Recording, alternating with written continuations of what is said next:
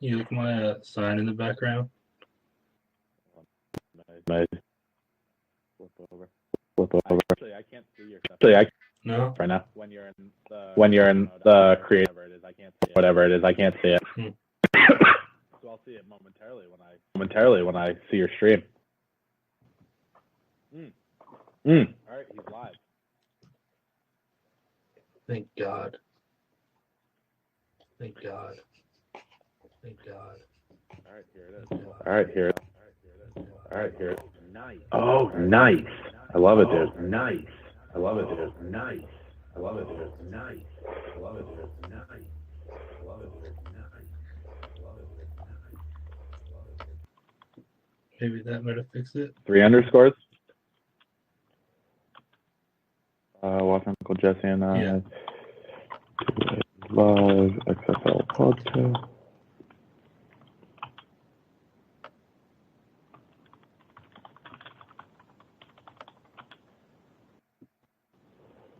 Sweet.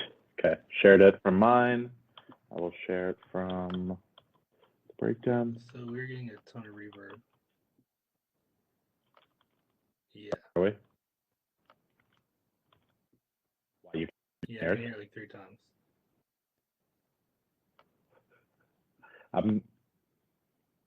Are you watching your stream? I am. That might be why.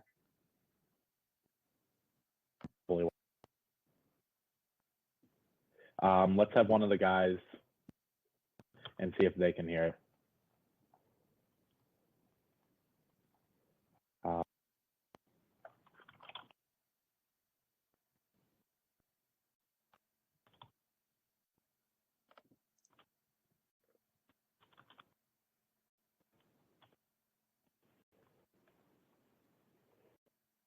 All right.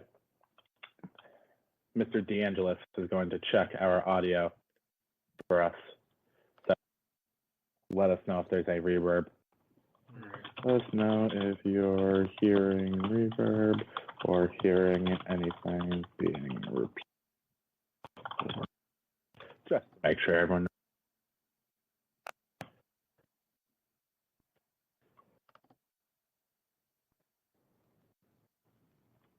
Can you hear us, Danny? Let's see. Seeing yet? Someone's in here. All right. Let's see. Can you hear us? Are you hearing us multiple times? Does it sound like shit? Does it sound good?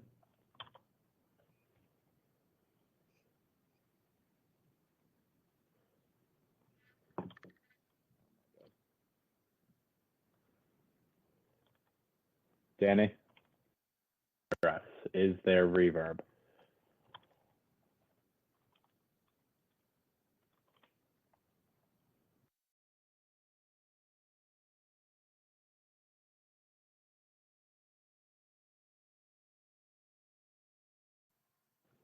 All right, cool. Rex says we're all good. Sweet. All right, let's go ahead and we're going to kick it off. We are kicking off episode 1 of Under the XF.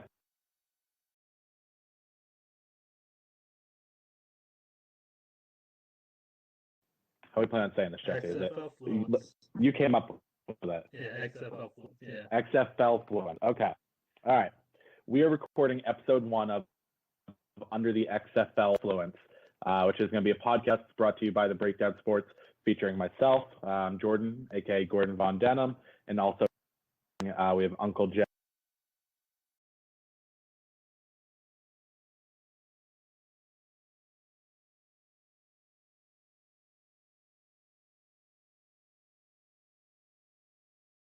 Right in the middle of the week, we're going to break down the previous week of XFL, some thoughts, commentary on what we think of the league, what we're seeing, look ahead to next week, and hopefully have some fun.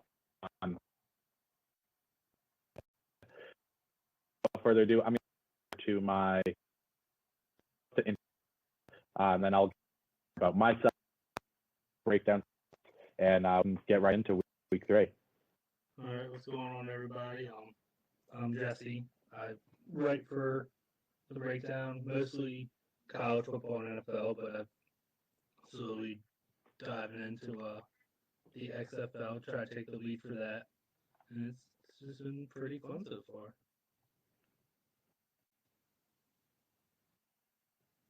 All right, so I don't know what just happened All right. because it went right back to the home screen.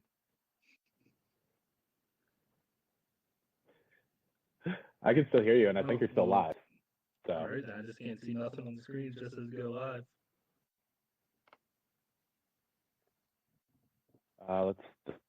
I'm logging back in to check here. If anyone is still tuning in, we are having a little bit of technical difficulty here. Just bear with us one moment. The NDI source on OBS. Looks like we're still live. So. Oh, sweet, how amazing.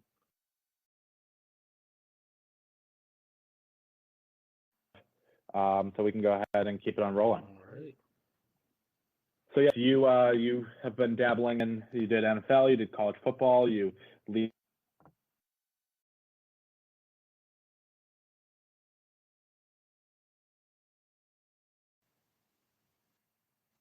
You are the fun guy, the bad guy, what I'd say. Yep.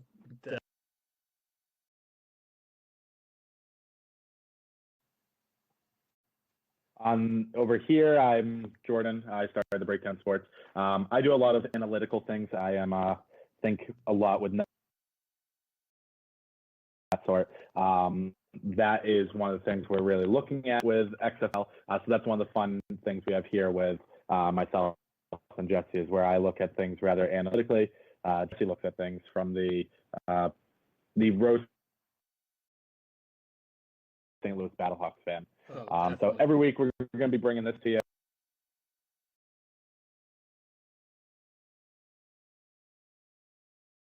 If you want to shout us out on Twitter, we'll be sure to give you some reactions there and just see what type of cool little podcast experiment we can get going here. So without further ado, let's jump into some action. We'll go ahead with week 3, recap what we saw on the field this past weekend, and then we'll go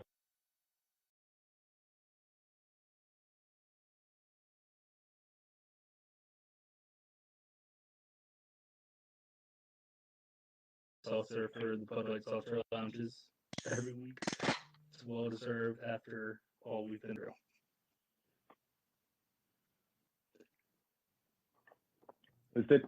While I'm not drinking a Bud Light Seltzer, this did take us quite some time to get it up and running, so I think we have been able to enjoy the Bud Light Seltzers in the Bud Light Seltzer Lounge following a nice refreshing victory. Oh, always. So this past week, first game that we had going down,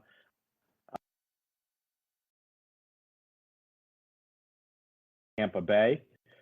Big news out of Tampa Bay going into this game is that they were without their tight end, Nick Rosedale, as well as starting quarterback Aaron Murray. The Vipers ended up going down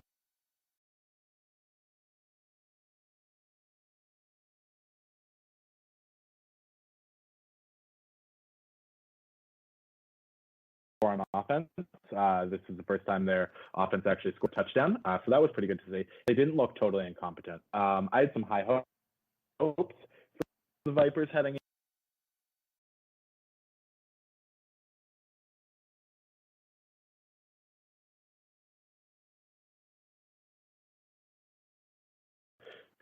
What are your thoughts on this one, Jesse?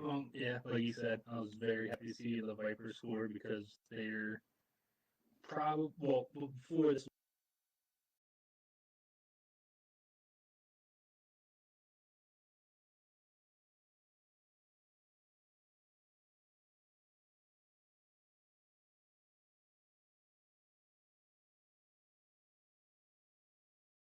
offense in the league. Yeah, I agree. So the thing that I liked about Tampa is that with their coaching staff, Tressman, coming from the CFL, he wasn't into the cookie cutter box of NFL or even college football. He had some CFL experience. He did coach very briefly with the Bears in the NFL. So I think that I thought that his resume of being involved with the CFL would translate pretty well into the XFL. Played as poorly as Aaron Murray did, poorly as Taylor Quantrill. What's his last name? What's the backup on Tampa name? Neither of them are doing very good.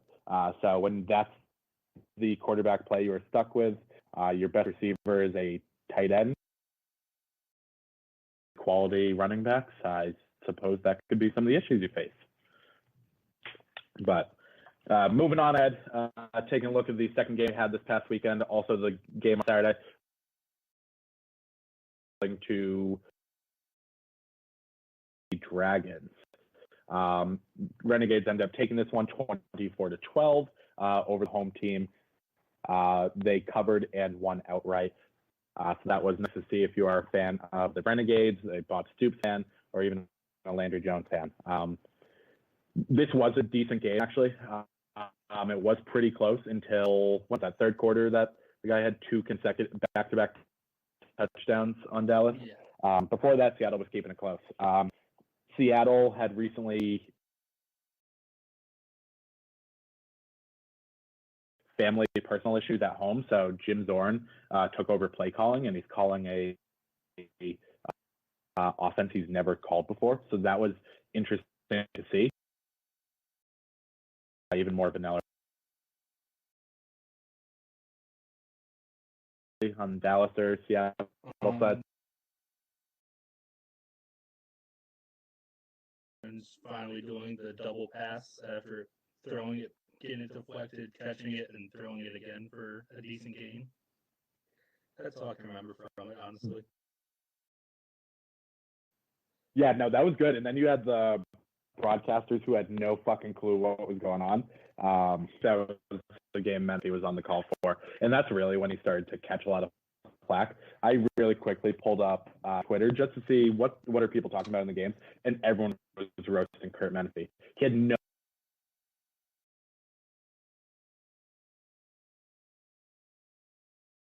it doesn't cross the line of scrimmage. He was like knocking them for a reviewing play. He wasn't really under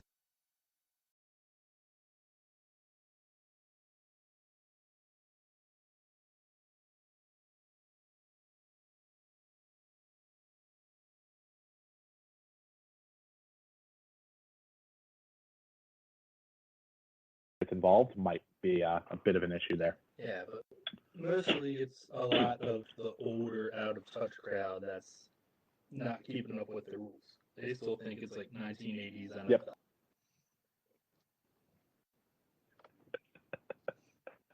I can agree with that. Yeah, I really like the rules, if I'm being totally honest. But we can get a little bit more into that in a second. Let's go ahead and let's crank on through the Sunday games. So the Sunday, early game on Sunday, that was 3 p.m., was your St. Louis Battlehawks defending their home turf against the New York Guardians. Battlehawks took this one 29-9. I'm just going to let you run with this one. Well, first off, it was nice seeing St. Louis get a home football game since the Rams left. The crowd really took that to heart with all the booing of Stan Kroenke and just laying it on him throughout the game. That's the best way to put it. Yeah. They dominated from the start, really. They got the first ever kickoff return for a touchdown in league history with a beautiful reverse, which honestly I never thought you could do that with this new kickoff. It completely surprised me. But other than that, the best parts of this game were the defensive lineman, offensive lineman who traded the football for a pack of Thin Mints. That was really nice to see. Jordan Ta'amu is putting on a great season. I think he's either second or leads the league in passing yards after this week, which is very surprising. But it was just all in all a dominant win, which I really hope would happen when you're playing Matt McGloin. Yeah. Matt McGloin isn't doing it, man. He needed to do more than just throw the playbook out. He needs to throw his football career out. Maybe he should see if Landry Jones' job in the construction industry is still available. I think Matt McGloin would have better luck taking that route than continuing to be a professional football player in the XFL. Well, he did get hurt this game, so I don't know how long term it is, but Luis Perez, the famous AAF YouTube quarterback, took over. Okay. All right. So that's not bad. If you are a New York Guardians fan, there is possibly a light at the end of the tunnel. So if you're a Guardians fan, just give up now. There's no point. Yeah. I'll get a little bit more into my power ratings and where I have each team lined out a little bit further in this episode. But yeah, you're kind of alluding to it. I don't have them very high. I don't think anyone does. But we can get into that a little bit in greater detail. Second game on Sunday, this was the real shocker. We had the LA Wildcats, who had looked hapless the first 2 weeks of the season, at home against the DC Defenders, who looked like world beaters, possibly looked like they could have held ground in the NFL. LA ends up beating them 39-9. They caused 5 fumbles. They have 4 sacks, and DC couldn't do anything. This was shocking. I had it on at the beginning, and very quickly I ended up turning off the game because there just wasn't going on anything on. I was really surprised about it. What were your thoughts on this one? I was taken aback. I was all set up entering this week that's going to be Houston and DC in the championship because, granted, it's only been 2 weeks, but they're the only undefeated teams. PJ Walker for Houston's looking like the MVP easily early on. Cardell Jones was looking just as good, well, not better, but just as good for DC. Their defense was probably the best in the league. They were averaging like 2 interceptions a game at least. It just really surprised me. I'm not sure if that's the travel bug getting them and jet lag going from DC to LA. But the worst thing about this game is how this was probably the biggest route of the year, and there was no fans in the stadium. It was the least attended game out of all dozen throughout the year. Real? Oh, so this was the lowest attended game? Yeah, I didn't think I knew that. 19,000 people, if that. Jesus. Yeah, I mean, so the DC Defenders, obviously they had issues. It was all on the offensive side of the ball. One, they couldn't get the ball downfield. Their yards per play was under 5 yards. If you're only moving the ball 4 yards every play, you're probably not going to do great, and you're going to have a hard time getting first downs, which was their issue. When it got to third down, they were 2 for 13. So they completed 15% of their third downs, and they are 1 for 3 on fourth down. So it was in opportunities that in weeks past, DC was so good at converting. They suddenly couldn't convert a third down against the defense that, if you had asked me before week 3, what's the worst defense in the league, and it wasn't even close. Yeah, nowhere close whatsoever. They were pitiful, like every other startup team in Los Angeles. No, I didn't know where you were going with that one. I put on this in the article I wrote tonight that I'll probably be up tomorrow about my week 3 thoughts. Stop, because there's rumors about expansion. Stop putting teams in big market cities. Yeah. Nobody there wants to watch them. Stop giving LA 10 teams for every sport. I likened the XFL is minor league baseball for football fans. You're not going to go into LA or Chicago to see some nice little startup league. You're going to want to go to Indianapolis or Colorado or somewhere where there's nothing else to do, and it's a cheap $20 day of entertainment for people that live there. St. Louis, my God. Yep. They probably filled that stadium, an NFL-sized stadium, just for XFL play. Yeah. I mean, I totally agree. The only team in the major market DC, they're playing in a soccer stadium, so that is working for them. It's not like they're playing in the Coliseum. But DC also has Dan Snyder leading their other football team, so they have nothing else to look forward to. Good point. Yeah, I didn't even think of that one. Seattle's doing well, but Seattle they are always high in attendance, whether they're football and baseball currently as sports anyway. They don't have an NBA or an NHL team to take away. Oh, you're right. Yeah, they don't have anything going on this time of year, so it's a dead time between NFL and baseball. Good point. Yeah, they got like 3 months of downtime since Seahawks aren't getting past January for the foreseeable future. Yeah. All right, so that about puts a bow on the games from week 3. Any performances from anyone really stick out, or what was like? We talked about the Wildcats surprising us. Anything else that really stuck out to you as a shocker this week? PJ Walker's running away with every offensive award or award in general right now. He's easily the best player in the XFL right now. And what is it? Season long, he's at 63% completion percentage, 748 yards, 10 touchdowns to 1 interception.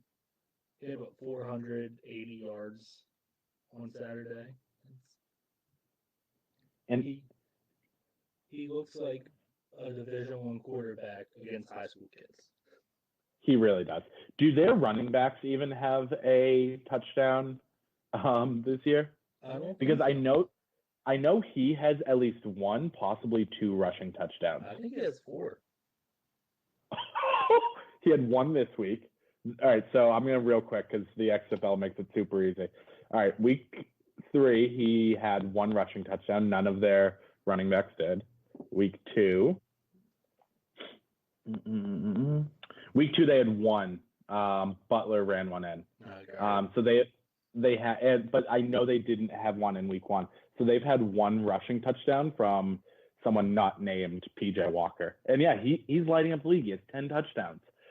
He is almost, aside from Silvers, he has 2 times as many touchdowns as any other QB in the league.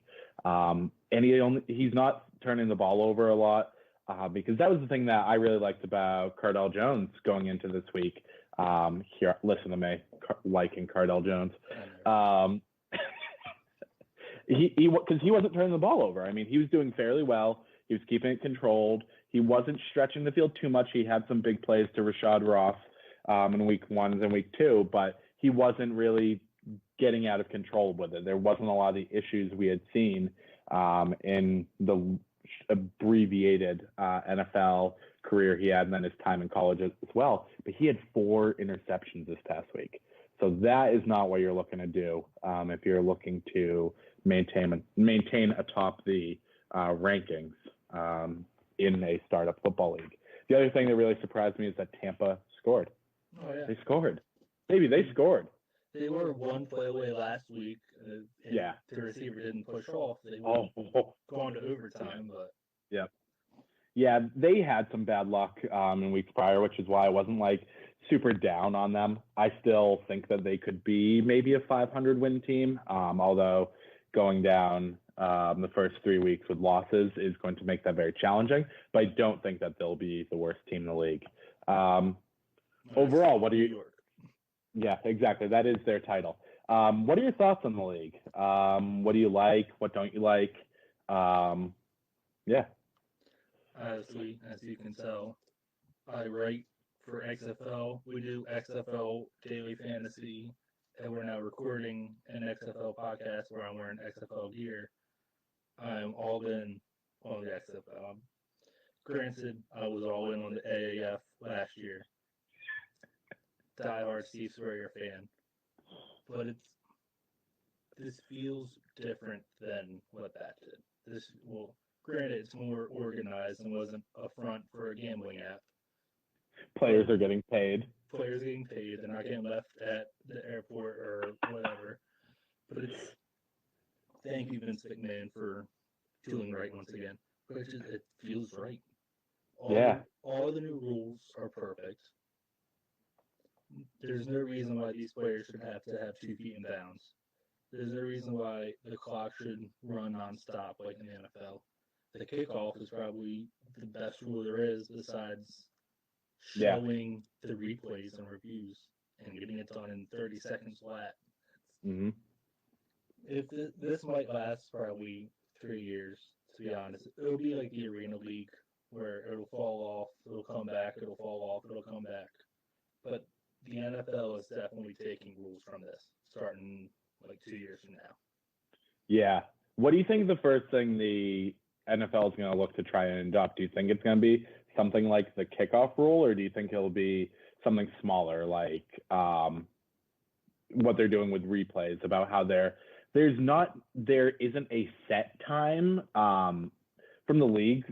Dean Blandino, he had said that they're allowed like 1 minute, but there wasn't like a timer. Like there wasn't going to be a buzzer going off in the stadium and all the fans were going to get free hot dogs if the call took 1 minute and 30 seconds. He just said that they told the officials about 1 minute. Do you think that will get a sweeping like play rule like the XFL that would change for NFL, or do you think it would be officiating or something along those lines?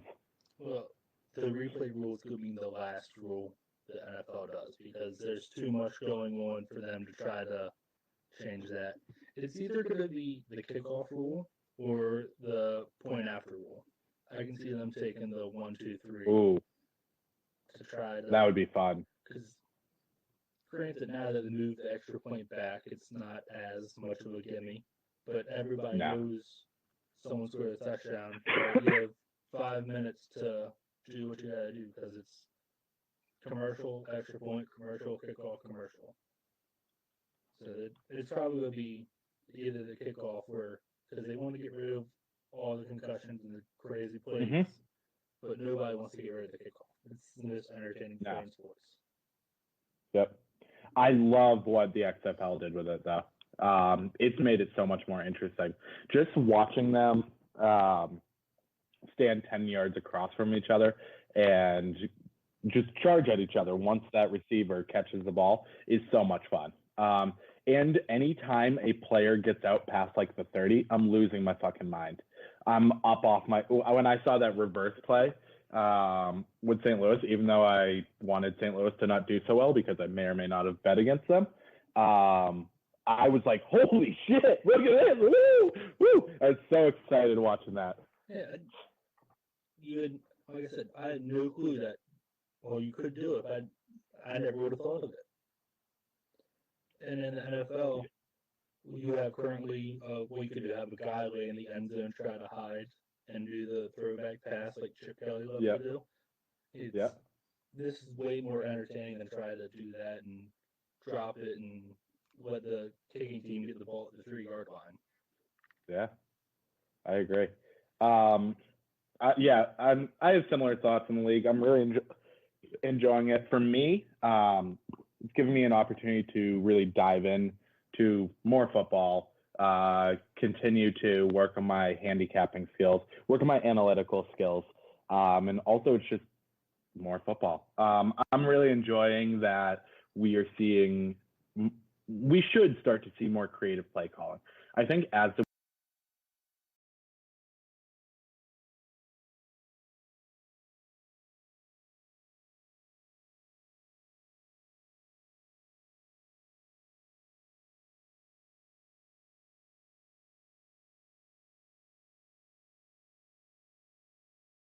was a lot more balanced. But we still had higher scoring games.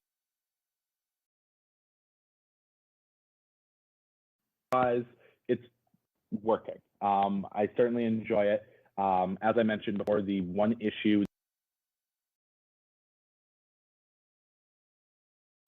I don't not brought up. I think it is seeing someone like Cardell Jones look like they could be on an NFL team after just blowing up the first 2 weeks and having such strong performances. Or like PJ Walker. Like, what happens when PJ Walker comes back down to earth? If he is, at least there's PJ doing very well. But if they have bad games, that's like, well, shit, any of these quarterbacks can just have absolute stinkers of games. And I think that's something that has to be thought about and brought up. League. I love how they show on the sidelines, the talking to the players, talking to coaches. But I also like the transparency of like the league itself with what they're doing with that. All of these injury reports, team, which is effectively a practice squad for everyone. So that way there are game-ready players in the event that a starting cornerback on a team goes down, they can bring in another defensive back from team 9. I think that's super cool, and it's super innovative. Obviously, there's not enough money to go around for them to all have their own practice squads, all have like, you know, these upstart talents. But I think having one roster with like whatever, who can actually say right tackle goes down in week 5, the team doesn't have to worry about going down to the local gym and trying to find someone there. They can just pick someone up off team 9. Yeah, and talking about how we had the slow first 2 weeks and everything, well, just to be clear, they only did have like a month worth of training camp right beforehand. They only practiced the whole month of January, and that was it. Yeah. So it was literally going to be all basic for the first month at least for game wise. But it's been very fun to watch. It's nice to see.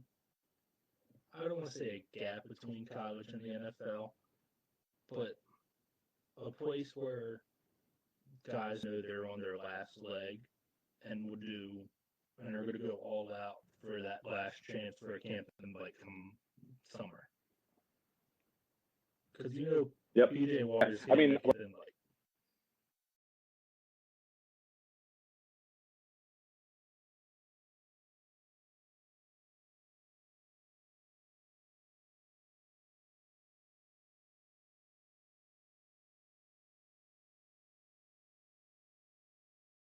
He didn't last very long. He looked like the best player in the AAF. Then again, he's now a backup in the XFL. So what does that truly say about the AAF? So yeah, but I mean, like players on their last leg. One who stuck out to me is I was watching. I think he's on the Defenders. Eli Rogers. I think that's what team he plays on. Yeah. Yeah, so he's on the Defenders.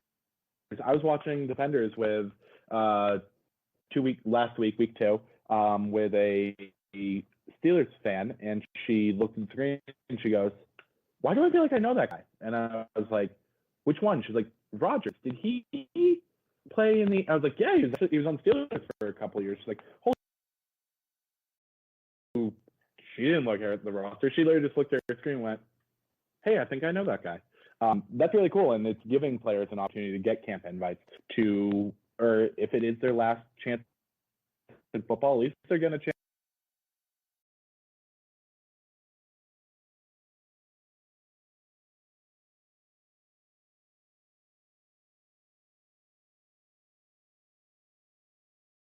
Bad stories on Twitter about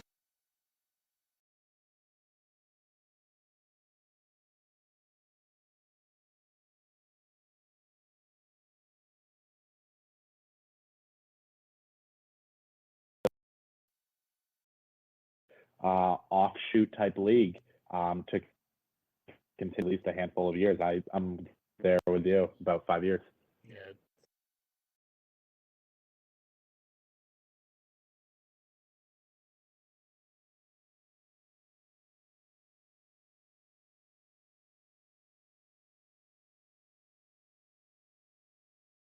Right.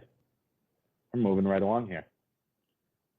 All right, so I guess after this we want to take a little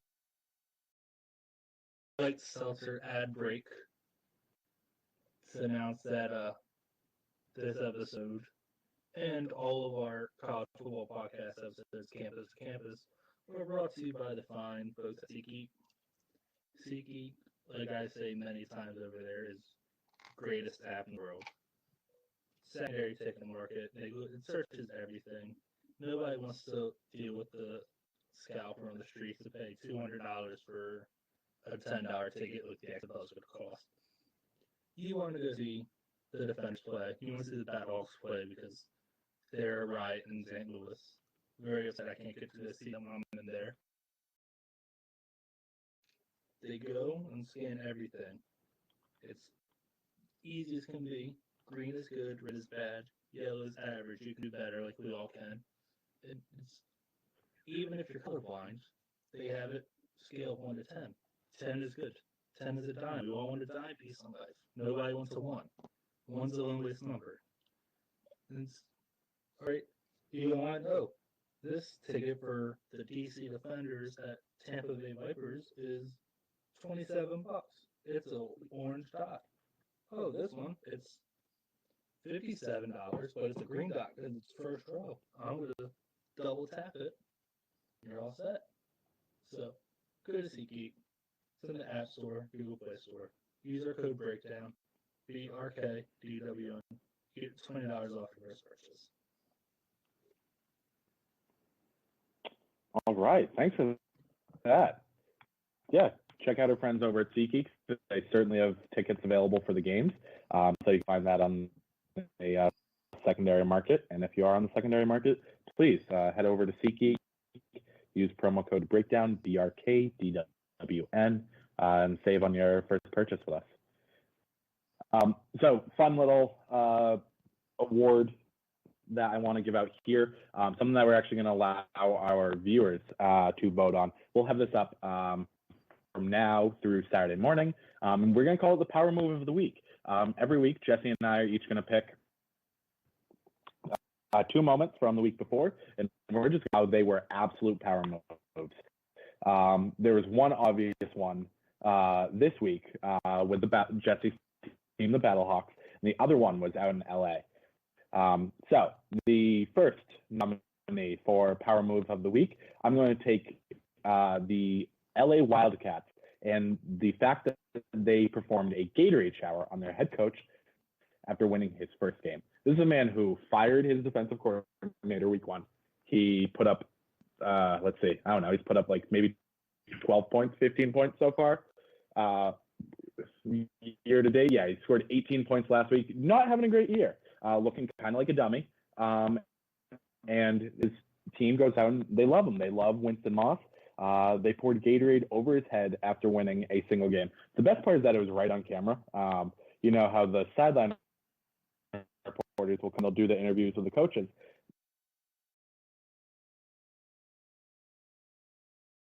And dumped him, covered him with that Gatorade. Jesse, you want to take number 2 here? Oh, number 2, yes. I was trying to find this guy's name, but I'm sorry, I can't find it. All I remember is he was a recent Arena Bowl champion.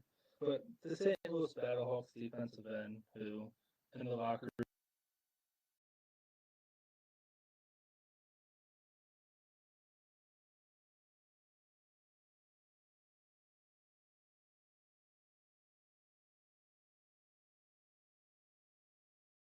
can and chugging it. Something that only animals and crazy people from Florida do. So we already know this is going to win 100%. And no matter how terrible it is, but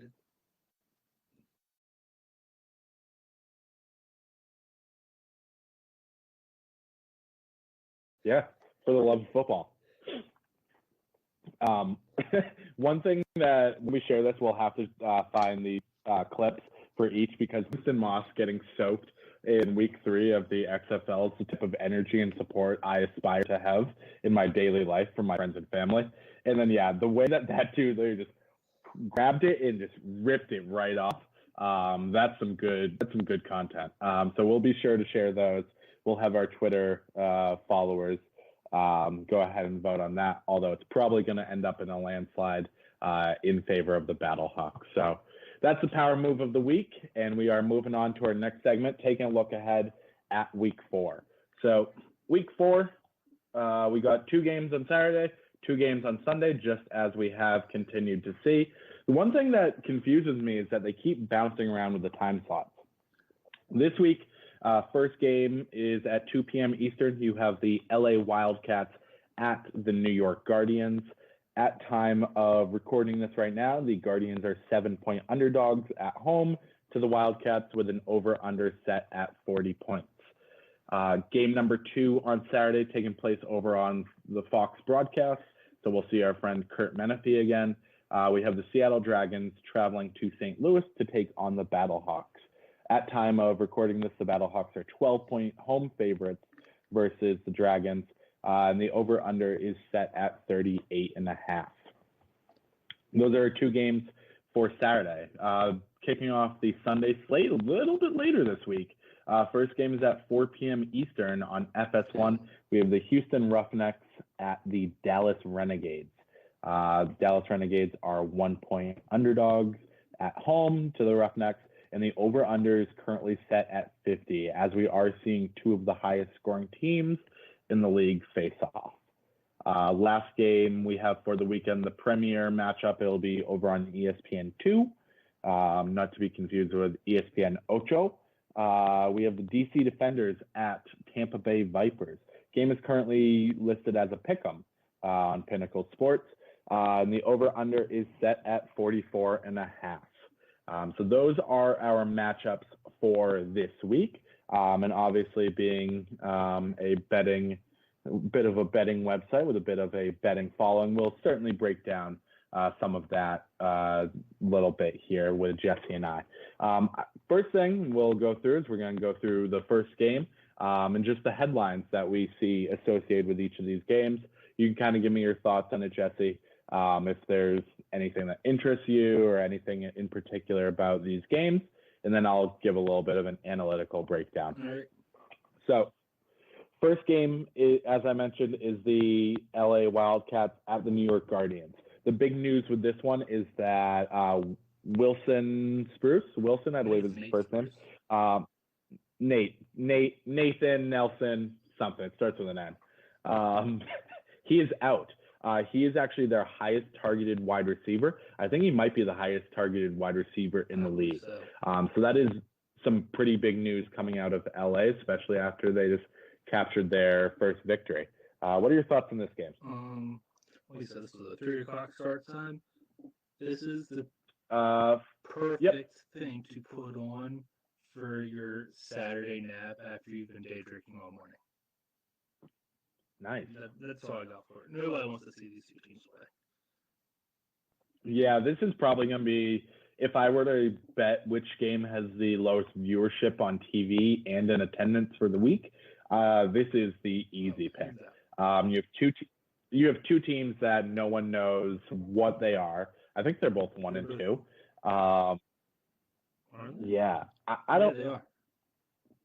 I don't have a whole lot of excitement about this game myself. Obviously, even looking at things from an analytical angle, I have the Guardians, who are literally my worst team in my power ratings, taking on the LA Wildcats, who are like the 3rd worst team. So it's not like we're seeing 2 Titans take face off here. I do have the spread projected a bit lower. As I mentioned, it's currently a 7-point spread with the Guardians as 7-point underdogs. I have it like 4.5 points right now. There's still some injury news I'll want to look at later in the week, and also to see if I need to make any manual adjustments to my numbers. But right now, if I was getting 7 points, I would probably take the New York Guardians. Who knows if the Wildcats can string together 2 consecutive weeks. But at the same time, do I really want to put any money that I've earned on the New York Guardians and Matt McGloin or Luis Perez or whoever they have suiting up? Probably not. So going to need a little bit more time to dive into that one with 2 pretty ugly teams facing off against each other. Yeah. Second one we have here, we have Seattle Dragons at the St. Louis Battlehawks, your St. Louis Battlehawks.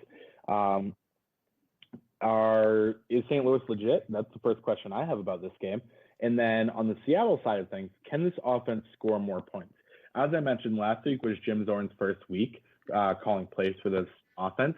Jim Zorn, through his coaching career as a QB coach, and I think he had a very brief stint as a offensive coordinator, was always a West Coast football type of offense. to even what he played in when he was a player. And now he's coaching an offense that is not a West Coast offense. So, Uncle Jesse, what are your thoughts on this game? Well, yes, St. Louis is legit.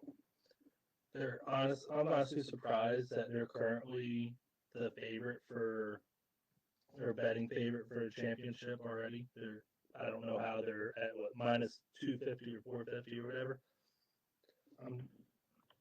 Jordan Thomas has really exceeded my expectations. I hated the guy with a passion because he stole the starting spot from Taylor Heineke. I really didn't like the flying Hawaiian out there, but they're great. They have second best quarterback in the league statistically, one of the best running backs in the league, and Christine Michael, and Matt Jones, who missed the first week and has come on strong the last two. They're in St. Louis, which they're going to be the best home field advantage by far because they have nothing else to look forward to. Nobody likes the Cardinals anymore. Nope. They're just set to just destroy this league. That's my homer talk. Yeah. No, I think that you are pretty spot on with that one. As you mentioned, they are the betting favorites for the XFL championship right now. They are plus 225 to take home the championship. And that's after they haven't looked awful. I mean, week one, they looked really strong. Week two, they mounted a big comeback and almost won outright against the Roughnecks. And then week three, they dominated. So I think that there's certainly reason to put them towards the top of the league. I think it is a little bit of an overreaction, which I think even you sort of agree with. Yeah. I think that they are one of the best teams. I have them right now ranked as my second or third best team. I kind of have them, Dallas, kind of neck and neck. I have Houston as my best team in the league. So I think that the Battlehawks are a great team. And on the other hand, I have the Seattle Dragons as my second worst team. The only team who I have worse than the Dragons is the Guardians. So I have this game projected as a 10-point spread. Again, injury news could change that, but if this were to go up to 2 touchdowns, I think that I would, if it's like Battlehawks minus 14, at that point I got to take the Dragons. I think that the Battlehawks are awesome. They are actually the most efficient team in the league right now, which kind of shocked me when I trued up my numbers because they were super run heavy in weeks 1 and 2.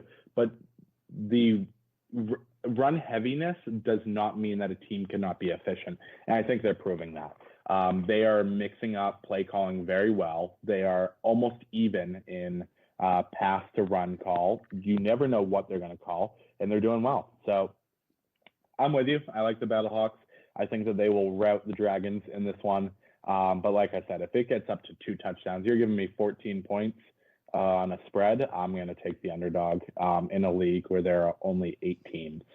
So it's my take for Dragons at Battlehawks. Cruising along to Sunday, heading over to some warmer weather down in Dallas. We have the Houston Roughnecks at the Dallas Renegades.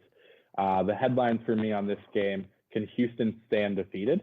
Or can Bob Stoops show that coaching matters in the XFL and Landry Jones continue to put that positive momentum he's shown? And he played really well in the fourth quarter of week 2, and then he played extremely well for almost all of this game. Where are we going with that one? What are your thoughts on this game, Houston and Dallas? I'm leaning towards Houston as with the straight up and spread wise, but it's for Landry Jones. I give him some slack because last week was his first week playing. He missed week 1. So now that he has a week of game action under his belt, he can probably figure it out and do a little better. But I'm going to steal analytical piece from you. I don't know if you know this. Houston is the only team where their games have hit the over every week. Oh, I actually didn't. But it makes sense. Every week they played, they hit the over. So some funny things about this Houston team is you think that they're putting up so many points, they're on the field the whole time, they're controlling the ball, they're controlling the momentum. No. They have run the least amount of offensive plays in the league. other than a team named the New York Guardians. They have the second least plays, but they have the most points in the league by 25 points. Second place is the Battlehawks, and the Wildcats are right behind them. So like they're putting up points, and they are doing it without barely controlling the ball. And when they do control the ball, they are still scoring at will. It's hard to look past the Roughnecks. Right now, I have this game projected as a pick. Or I think I actually have it Dallas -1, given some small home field advantage. Again, with injuries or manual adjustments, as I look more into box scores this week, that number could change. I wouldn't want to bet against Houston, especially if you're getting them as a slight favorite. Like I said, right now it is -1. I'd take that. Oh, yeah. You're basically taking them on the money line at that point. So I like Houston. I think that they are the most complete team in the league. I have them rated as my #1 team. And it's not that Dallas is bad. Dallas is the second, maybe the third best team in the league. It's just that I think Houston right now is, they're neck above. The Roughnecks are neck above the rest of the league. Oh, yeah. -1 last game. Yeah, over is set at 50 points right now. I would absolutely take that over. If you have the Roughnecks put up 30 points like they seem to do every week, and Dallas can put up 20, 15, anywhere from 18 to 20, I think this is cruising over. If Dallas can have a Hal Mum type offense when they're moving the ball at will, they're passing incessantly, I think that we could see a high scoring game, and we could break into the 60s by the time we're halfway through the fourth quarter. So I like that play. I certainly would take the over. And at this time, I'm probably leaning towards Houston as well. Final game of the week, even warmer, and possibly warmer, definitely more sticky. We have DC Defenders traveling to Tampa Bay to take on the Vipers. Right now, this game is a pick, so you can take either side on this one here. The headlines that I have for this week, was last week a fluke for DC? Do we think that them having such a poor performance was a fluke, or do you think that Cardale Jones really was getting lucky? They were striking when the iron was hot in weeks 1 and 2, and now we're actually starting to see a little bit more realistic of what to expect. Do you think it was a bad travel spot? You mentioned it. Like, is this a case of the team flew out too late? They didn't, curfew was messed up, things like that. Or do we think this is an opportunity for Tampa to pick up their first win, although they've shown increased signs of life week after week? Well, first off, I'm going to take DC because even though they were terrible last week, they're still a much better team all around compared to Tampa Bay.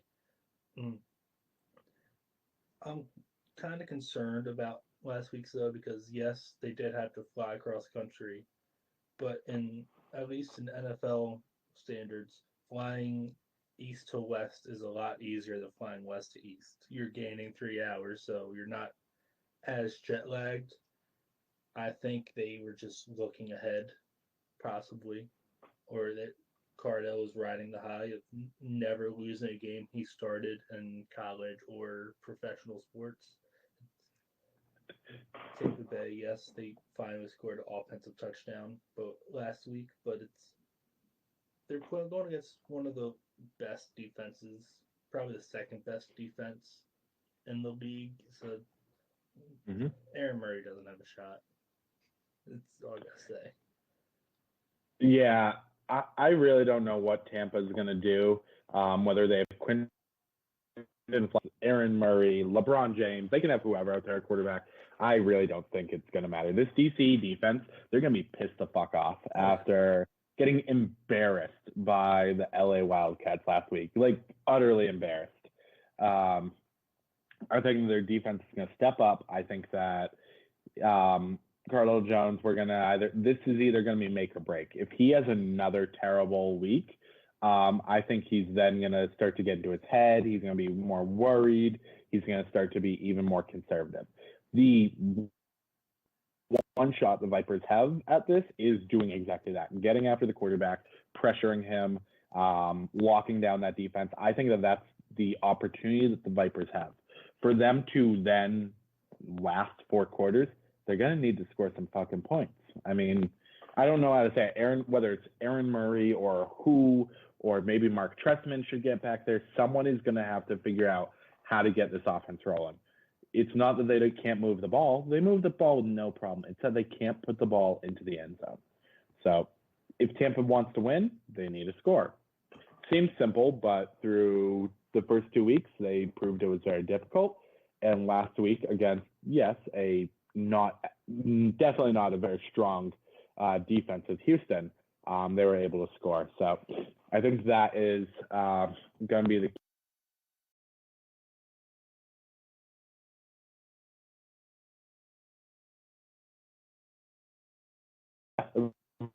run the ball. If you can get up 14 points, who knows? Can Vipers score 14 points 2 consecutive weeks? I don't fucking know. Like they could go out there. They could kick 3 field goals again. Woohoo! Great. They could not score another offensive touchdown for the rest of the season.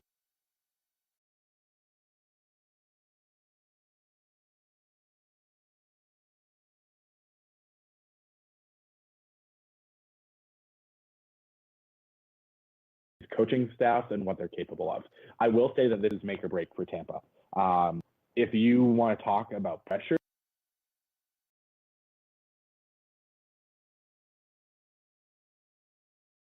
this coming week of losses. At that point, they can't make the playoffs, essentially. No. They won't be able to. If you don't make the playoffs in an 8-team league, you're kind of dead in the water. Who knows if there's a next season? So it's not like they can start to prepare for that. Who knows who will be in the league next year if it does make it to a second season? So for Tampa Bay, this week is everything. And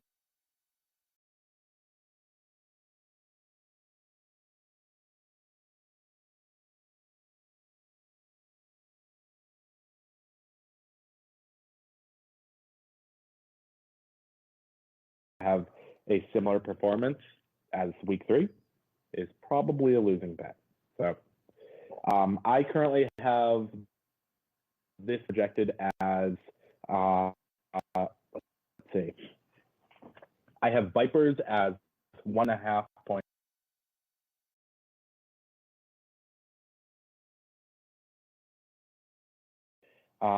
That means that I would take DC. So you're getting a slight edge there, given that the spread is currently 0.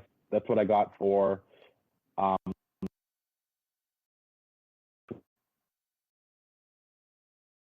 game. If I were to make a bet on a total, I would look at this game. And although it's 44.5, I wouldn't be looking at that. I'd be looking at the first half. You're hadn't really scored. DC, even when they did score, they typically put on the points in the second half. So I think that a under 22 when that first half number is released for this game is my favorite total bet of the week if we're not looking besides the over 50 in the Dallas and Houston game. Other total lock would be the under for LA and New York because they're not going to be able to score whatsoever. Yeah. No, I really don't. And honestly, to think that Josh Johnson had consecutive weeks of a really strong offensive performance, I don't totally believe. He was on San Diego, right? That was the Mike Martz team. Yeah. He couldn't do anything. He was the number 1 pick in the league. He had a cup of coffee with the Washington Redskins. He really couldn't do much. For those who don't remember his time with the Washington Redskins,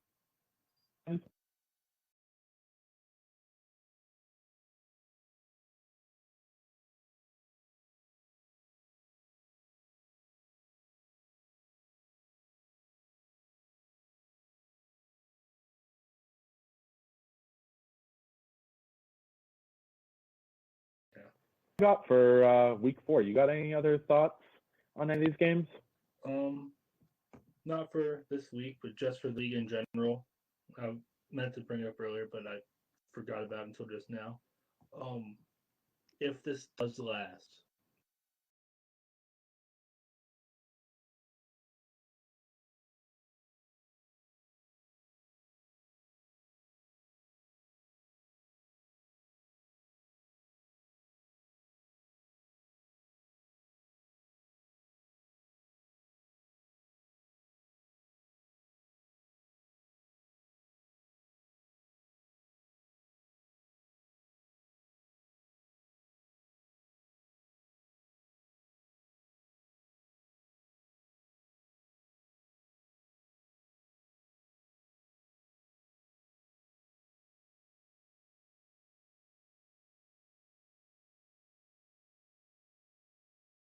Defensive yeah, back, right? defensive back. Yeah, Kenny Robinson Jr. He got a great interception Yep. on Sunday's game, and he was supposed to play for West Virginia this past season. He was on the roster, but deemed academically ineligible. So instead of waiting a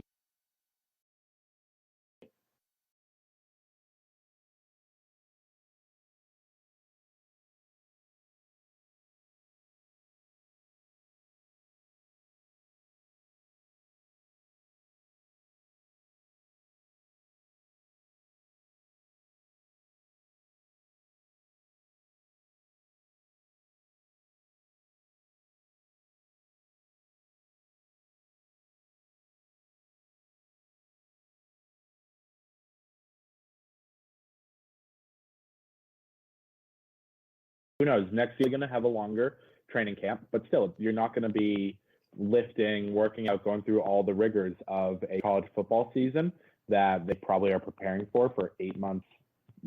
For every minute they're not actually in the regular season, I'm sure they are preparing in college football. I don't think they're having that in the XFL, and I think that the wear and tear on the body is going to be less. So I'm with you. I think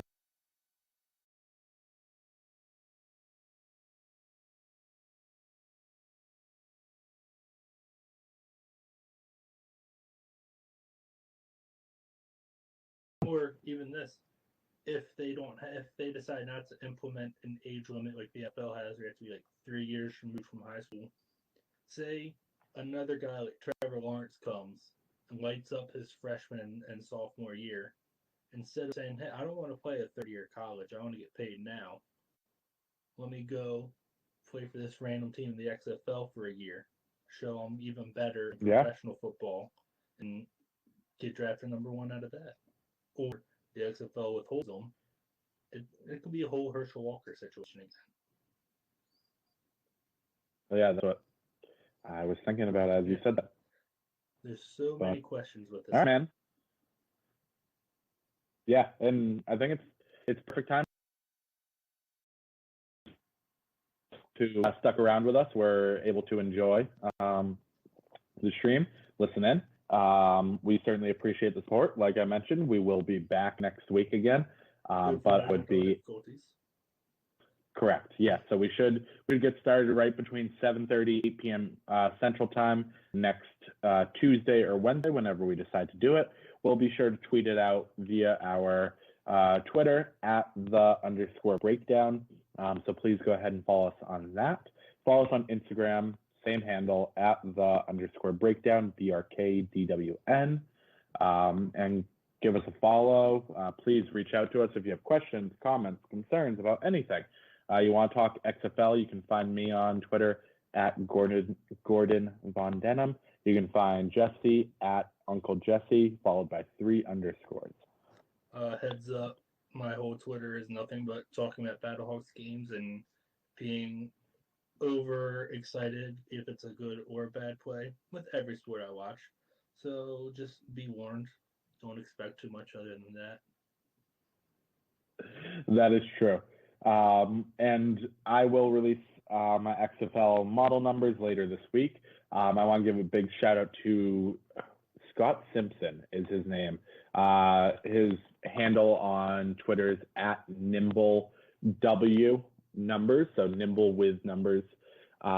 He's putting out some really great analytical content. He's putting out time of possession numbers.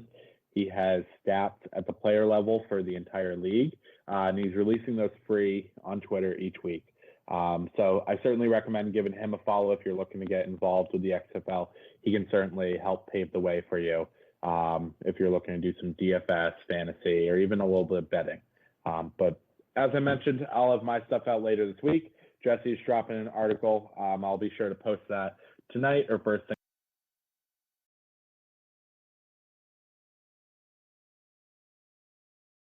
weekend. Until next week, sign off. My name is Jordan, aka Gordon Von Denham. I'm here with Uncle Jesse, aka Jesse Blastus. Please enjoy the show. We hope you liked us. We'll be sure to post this over on YouTube. If you have questions, feedback, questions, reach out to us. We'd love to interact and make this a more interactive experience in weeks going forward.